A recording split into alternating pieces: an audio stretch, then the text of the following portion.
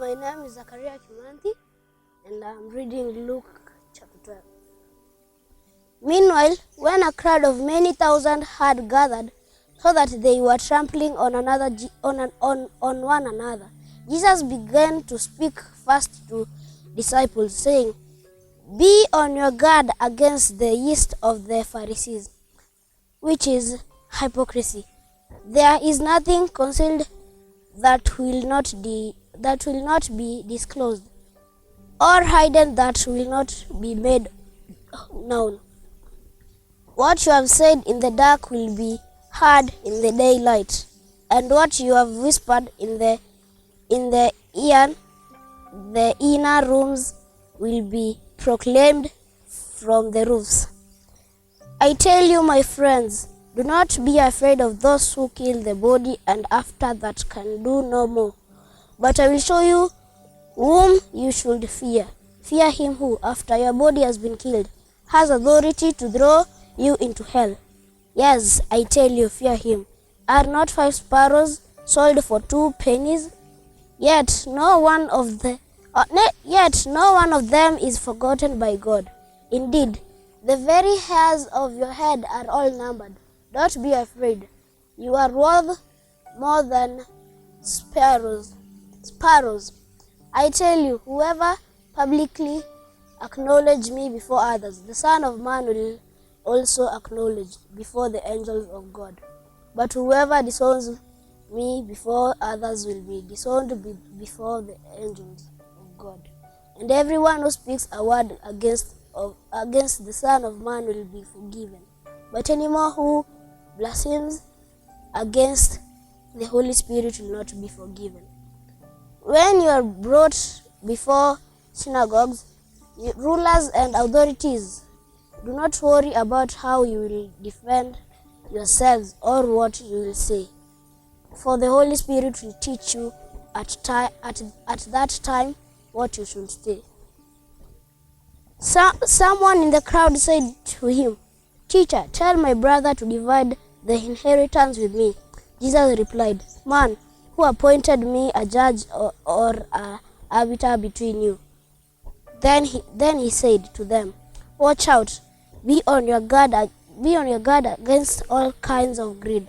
Life does not consist in an abundance of possessions." And he told them this parable: the ground of a certain rich man yielded an abundant harvest. He thought to himself, "What shall I do? I have no place to store my crops." Then he said, "This is what I'll do.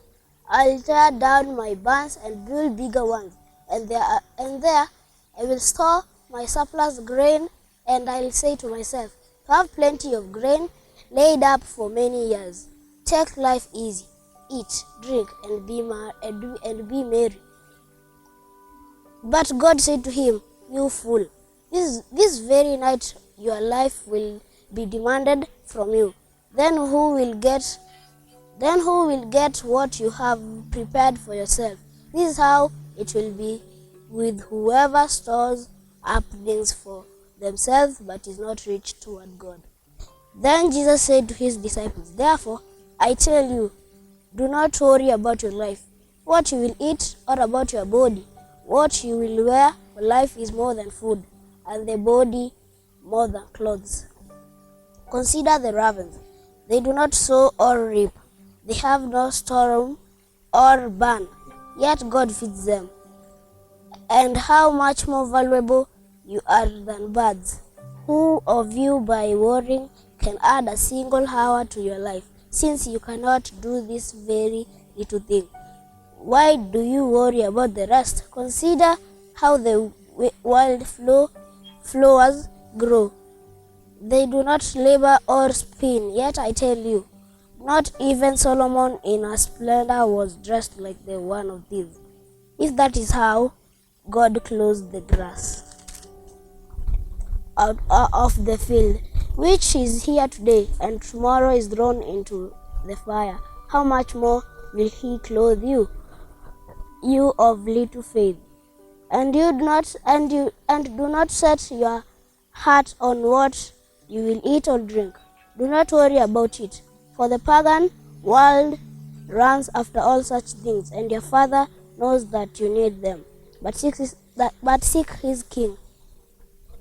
kingdom, and these things will be given to you as well. Do not be afraid, little flock, for your Father has been pleased to give you the kingdom. Sell your possessions and give to the poor. Provide purses of yourselves that will not wear out, a treasure in heaven that will never fail, where no thief comes near and no moth destroys. For where your treasure is, there your heart will be also.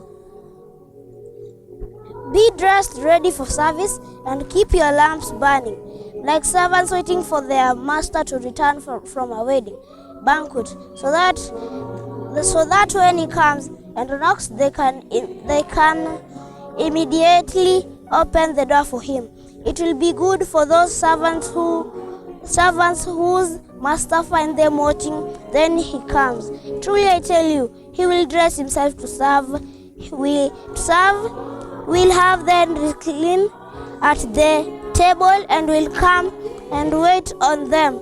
It will be good for those servants whose masters find them ready, even if he comes in the middle of the night or toward daybreak. But understand this, if the owner of the house had known at what hour the thief was coming, he will not have let his house be broken into. You also must be ready, because the Son of Man will come at an hour when you do not expect him. Peter asked, Lord, are you telling this parable to us or to everyone? The Lord answered, Who then is the faithful and wise manager, whom the master puts in charge of his servants to give them the food allowance at the proper time? It will be good for that servant whom the master finds doing so when he returns. Truly I tell you, he will put him in charge of all possessions. But suppose the servant says to himself, My master is taking a long time in coming, and he then begins to beat the other servant, both men and women, and to eat and drink and get drunk. The master of that servant will come on a day when he does not expect him, and in a hour he is not aware of. He will cut him to pieces and assign him a place with the unbelievers. The servant who knows the master's will and does not get ready or does not do what the master wants will be beaten with many blows. But the one who does not know and does things deserving punishment will be beaten with few blows. From everyone who has been given, much will be demanded, and from the one who has been entrusted much more will be asked.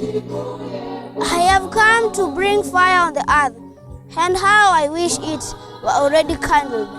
But I have baptism to undergo, and what constraint I am under until it is completed. Do you think I came to bring peace on earth? No, I tell you, but division. No, but I tell you, by division. From now on there will be 5 in one family divided against each other, 3 against 2 and 2 against 3. They will be divided, father against son and son against father, mother against daughter and daughter against mother, mother-in-law against daughter-in-law and daughter-in-law against mother-in-law. He said to the crowd, when you see a cloud rising in the west, immediately you say, it's going to rain, and it does. And when the south wind blows you, you say it's going to be hot, and it is. Hypocrites, you know how to interpret the appearance of the earth and the sky. How is that you don't know how to interpret this present time? Why don't you judge for yourself that is right? What is right? As you are going with your adversary to the magistrate, try hard to be reconciled on the way, or your adversary may drag you off the judge, and the judge turn you over the officer, and the officer throw you into prison. I tell you, you will not get out until you have paid the last penny.